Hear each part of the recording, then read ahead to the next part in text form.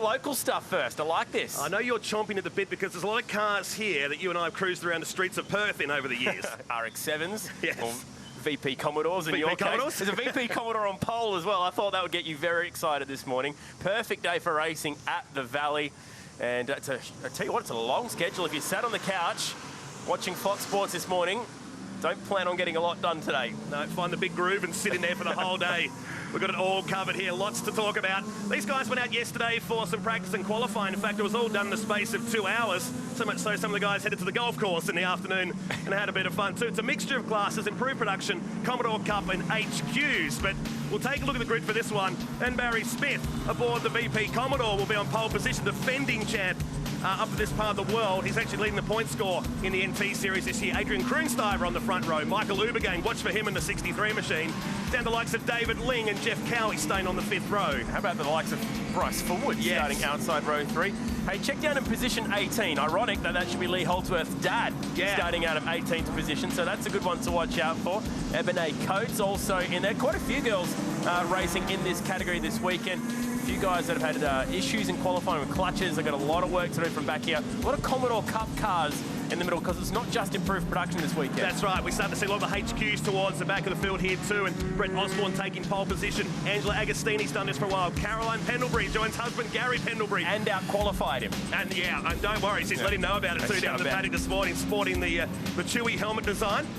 You know, what we're talking about there, Gary Pendlebury's nickname is lovingly Chewbacca. He does have a resounding resemblance to Chewy, and he's got a helmet this weekend that has been painted exactly like it for the big race. It's Gavin Thompson we're looking at on screen right now. This guy was the king of HQs and still is really up here, a 7-time class winner up here in this part of the world, and they're racing with a heavy heart this weekend. His long-time crew chief, Ryan Sherwood, sadly passed away just 2 weeks ago at the age of 42, and he was instrumental in Gavin's career and many of the drivers up here. And from everyone up here, we're very sad for the loss because Ryan was one of the good guys up here. Yeah, it's a very sad story, that one, Matthew, and hopefully he'll be able to get the big W this weekend to celebrate it.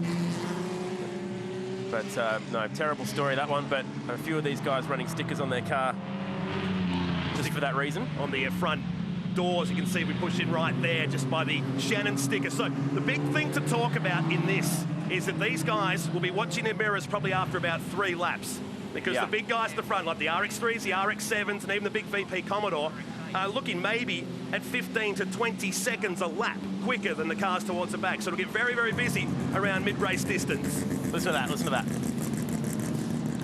I love rotaries. It's cool. It's got a bit of a mix out there right now. V8s, flat 6s, rotors. That's what improved production's all about. And you can hear it as we were arriving to the circuit this morning, all warming up behind us, behind our commentary position here at Hidden Valley. There's 3 Mazdas in the top 5 here. Headed by a Holden. Yeah, but the Holden should have the legs down the front straight, you think, down towards turn 1. Watch out for the little RX-3 starting P3, Michael Ubergang. They've had clutch issues. He's really nervous that he won't be able to get that car off the line cleanly. And obviously, we had that big shunt here last year, didn't we, on the start line in the improved production race. There is Pendles, the Wookiee. Well, actually, that's Mrs. Wookiee. That's Caroline. You can get away with that, by the way. She's not backwards and coming forwards when she doesn't like something being said. They're towards the back of the field here. Because Gary, very instrumental in the speedway up here for many, many years. And it's a great complex up here, right around the place. You've got the speedway to the right of screen, the drag strip, the flattest drag strip in the Southern Hemisphere, runs parallel to the main straight. There's mud racing that happens here during their wet season. It's quite a hub for motorsport in this part of the world. Look at that grid, 39 cars. There's a mixture of the local classes and some interstaters that have got to have the cold weather to come up here and thaw out as part of this Crown Bet Darwin Triple Crown weekend. Adam Champion starting P19 has an LS1 in that car. He stepped up from Commodore Cup. He's going to pass about 10 guys down from 19th position on the approach to the first corner. Lots to watch out for in the first race of the day here on Saturday in Darwin. The man with the green flag is about a kilometre down the road. He waves as we get set for race 1 of 3 this weekend. There he is. And watch for the middle of the pack, but watch the man on pole position. He was 0.3 of a second quicker. Barry Smith and Adrian Kroonsteiver. Our first race of the weekend at Darwin's Hidden Valley Raceway. The revs come up. Watch the big Mazdas on the second row as well. Lights out and we're underway here at Hidden Valley. Pretty clean start. We said Ubergang would be slow to get away. He is. He gets picked up by 1 or 2 guys, but I think he'll just about take that. He was worried he was going to get completely swamped. It's dusty on the inside of the racetrack. gee, the Virgin Australia Supercars will be fitting about 26 into one down there, but there's quite a nice space between the gang heading down to the first corner, and the RX-7X tough on the outside, hoiks the left front wheel and goes to the lead. On semi-cold tyres, if you don't mind, too. So he'll hang it tough through. He'll be on the better line. It's usually one line through there, and everybody behaves themselves, because the last thing we need is cars going into the fence on lap number 1. That's a great move. So took advantage of Smith on cold tyres. Didn't quite have the confidence on the dirty side of the racetrack. On the approach towards turn 1, Uber going up the inside and the hairpin picks up a slightly later model Mazda. Look at Bryce forward. In next Nick Halkitis Holden that he got last year as a bit of a help to run in the Dunlop series, and he's doing great things with Matt White Motorsport this year, the Territory Firearms entry. One of 2 entries sponsored by Guns this weekend. Oh, no. And that's bad news for the 60 machine of Peter Casato. That's a huge Lego. It's the improved prod way, isn't it? You do get a lot of limping cars at some point because these guys are turning up the wick severely. Here's our pole man in the under 2 litre class, and he's backing up through the field, but Adrian Kroonstuyver unleashes the beast on this 1.1 kilometre main straight. It's a good margin at the end of lap number 1. Yeah, 1.2 seconds. He's out qualified by nearly half a second by the big VP Commodore, so maybe he's just going to get a clean lap in. Uber gang under brakes. Oh, he's down the inside of Skinner, down the bottom here at 1. So 2 forward. Up the inside of the Autobahn RX-7. Uber gang still wants to argue the point. Whoa! Got really sideways at the exit of turn 1. It's been slightly revised, that exit of turn number 2. It's a bit sharper on the exit now than what it's been over the years as the Uber gang goes on the defensive down here to turn 5, or Clubhouse Corner. It's known as the locals up here, side by side, down to the slowest point. And Uber gang should be able to shut the door here nicely. He's actually going to pick a spot up on the outside. He goes around Jessup. That's a great move. You've seen 2 Mazdas go the long way around corners to pick up spots. Why not? Well, that car dominated here a couple of years ago, but it was Adam Ubergang, who we see in the Aussie racing cars, who was chopping up that weekend.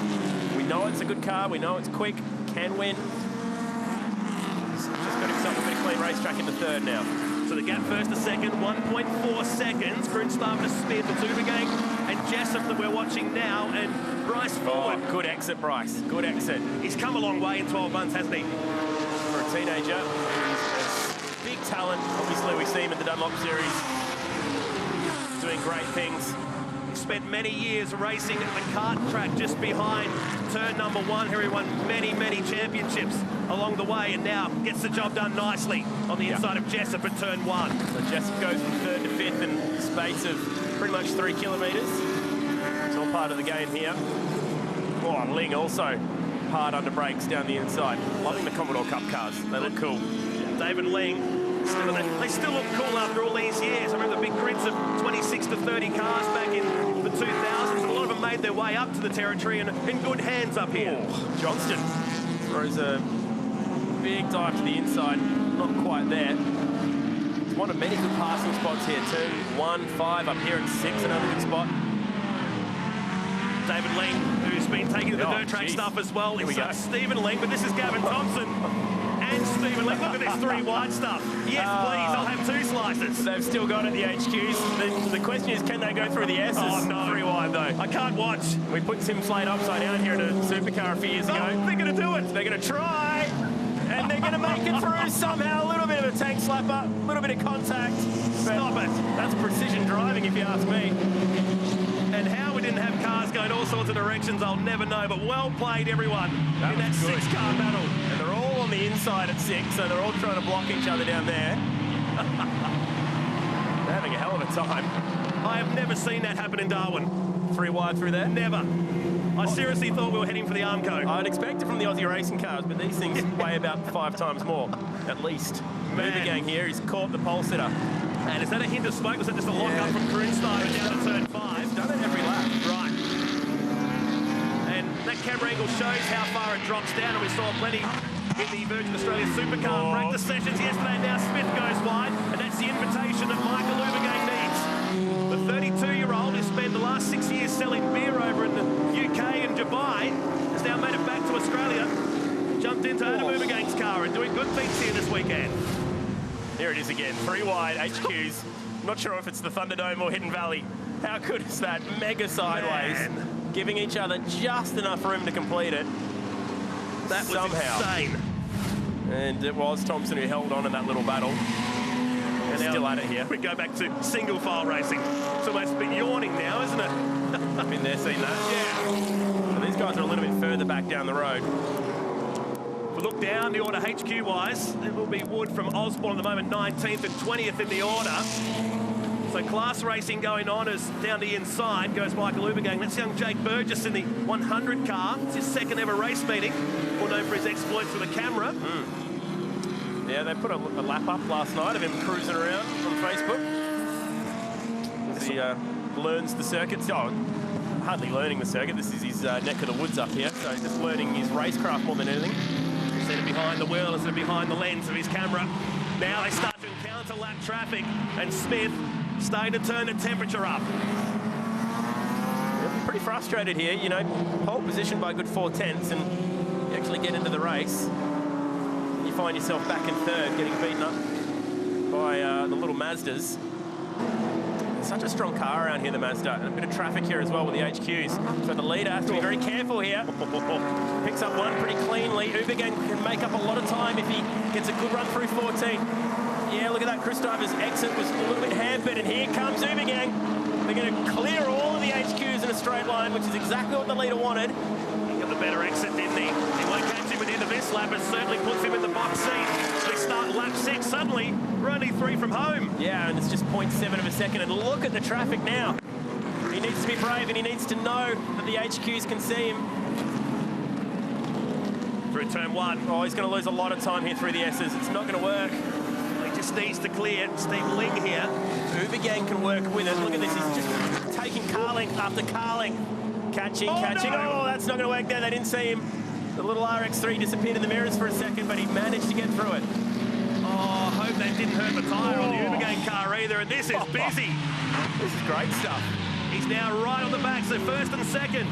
Clear the lap traffic, and a little bit of clear space ahead, but not much. Smith's trying to go with him, but not even he can keep up the pace here. The little Mazdas are just so nimble through the traffic.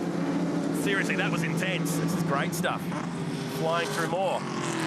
Clearing more of the HQ, so lapping everyone up inside the top 20 now. To come through to complete the 6th lap.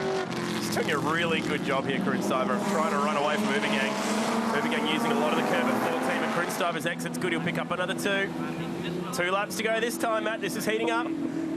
Through they come, 1.1 kilometres of pure goodness at Hidden Valley. They just cleared like 10 cars in a lap there. That was great. Down they come to start the final lap. We're going to time certain land. So now he's got to get it done in 14 turns, and a car goes off in front. It's all happening here at the Valley. Last lap, Mazda v Mazda. And then there's Smith and the VP Commodore hoping to pick up the spoils if these two get into each other, but I don't think there's going to be any more traffic to deal with. Oh, no. He was committed down to 5, and right on the back of Adrian Kristoifer. He's going to loop it. No, he doesn't. Oh, good save, but that'll be the race. That'll be the race. It'll put him under pressure from Smith. He was pushing the barrow so hard. That was as much as he could get out of that car. They're both on the edge at the entry to turn 5. Only one of them made it out of turn 5 of that issue, and that'll be the race for Kroonstuyver. He knew that was his chance, down at 5. And he's going to have to maybe settle for second here unless our original pole man has got something for him into Kanoko Phillips' corner and down through the slalom for the final time. That RX-7 is handled so beautifully. Now, can the VP get a good exit out of here and pick up Ubergang on the run to the flag? It's pretty clean driving. Going to be tight between these two, but congratulations to Kroonstuyver. What a win off the front row. The VP Commodore has got the run. He might just pick his pocket. Here he goes. He gets him. He got him. By 45 thousandths. So Ubergang went for the win. He gives him a thumbs up and ended up coming 3rd. He'll be a little bit frustrated, but man, that was a good race. Well played. And Adrian Kroonstuyver winning by half a second in the end there. 45 thousandths of a second. Those were 7 of the most exciting laps you'll probably see at this track. That was absolutely on. Amazing day, amazing way to start the day here at Hidden Valley. The improved production cars as they go on the cool-down lap. Man, you and I need to lay down after that. That was far too intense for Saturday morning. Whew, goodness me, that was on from the very first lap. Kroonstuyver gets the win. Smith managed to fire it up to second at the very end. You can see how close it is on the timing between Smith and Ubergang. Bryce Forward's lurking there in 4th. He'll be up the second row later today, which should give him a bit more of a handy starting position. A lot of HQs towards the back. They had a lot of traffic to deal with. Some of the names down towards the lower top 20. Looks like Greg Wood got ahead of Osborne in the end there in the HQ class. Those guys going a lap down, up to 18th position. Stephen Ling down to Gary Pendlebury in 28th. He got ahead of wifey Caroline Pendlebury back in 30th place. And race one, and yeah, the hard-working officials here enjoying what they see.